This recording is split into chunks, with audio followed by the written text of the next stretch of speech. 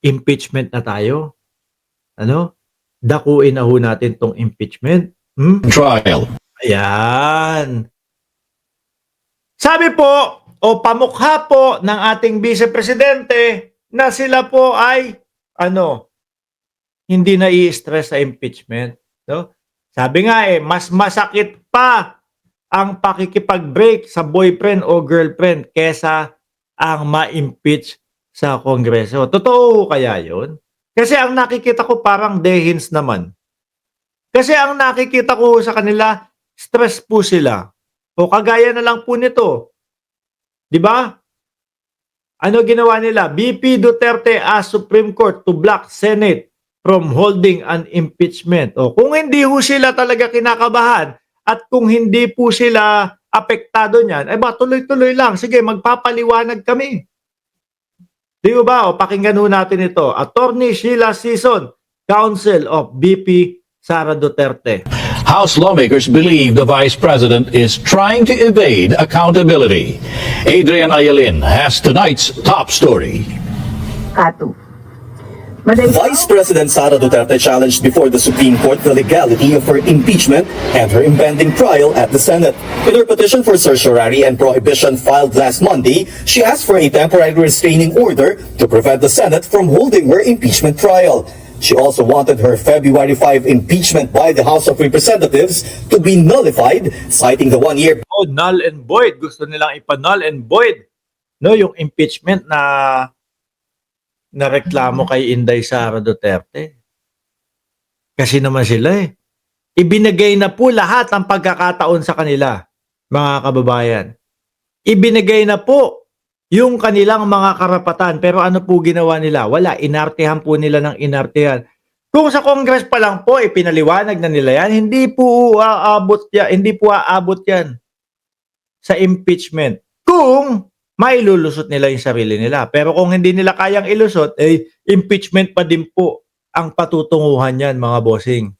ban on impeachment complaints against the same official. In her petition, Duterte stressed that there were 3 impeachment complaints endorsed by congressmen in December last year. She further stated that the 4th impeachment complaint that was verified by 215 lawmakers and filed before the Senate should be barred because there was already action on the first 3 impeachment complaints when they were Parang pagkakaintindi ko, kumbaga meron ng final na impeachment na gano'n, so dapat dahil, kasi may rules po ang impeachment, mga kababayan Kagaya nga niyan, na kapag hindi naging okay o hindi na pa-impeach ang Vice Presidente, so may 1 year sila na hindi pwedeng ipa-impeach ang Vice Presidente. So sinasabi nila na meron ng sagot doon sa unang 3, ganito, ganyan. Ibig sabihin dapat sa susunod na o sa next year na. Yun yung mga dinadahilan nila. Malabo ho yan. frozen at the office of the House Secretary General. Duterte highlighted the provision in the Constitution that no impeachment proceedings shall be initiated against the same official more than once within a year. Isang taon, hindi pwedeng magpa-impeach ulit ng parehas na tao. Kailangan lumagpas ang isang taon. Sana mabigyan ng pansin yung aming petisyon because these are really constitutional issues. Is the House permitted to have that unbridled discretion not to comply? Tigil natin, maingay lang. Anyway, narinig naman po natin, mga kababayan. Gusto nilang ipahinto, no? Umapila sila sa Korte Suprema na ipahinto o i-hold yung pagpapa-impeach o yung magiging hearing sa korte sa Senado, mga kababayan. Tingin ko hindi matutuloy yan no? Hindi matutuloy yung pagpigil nila. Rekta na po yan, mga kababayan. Kung tayo nga simpleng tao, alam natin malaki ang posibilidad na ma-impeach po at malaki ang mga ebidensya. Di ba, Ma'am Daisy Hapeli? Sila pa kaya, mga kababayan, na nag-aaral ng batas at kitang-kita, no? Rinig na rinig natin. Kasi po isa po sa impeachment complaint yung pagbabanta ng Vice Presidente sa Pangulo. Sa Pangulo, sa O yun, sa asawa ng Pangulo at sa pinsan ng Pangulo. Yun pa lang ho eh.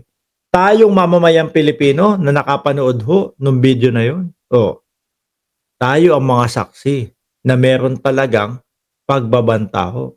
Dumako naman ho tayo doon sa mga confidential funds at et cetera, mga bossing. O, halatang halata naman po na pinapaikot-ikot lang nila.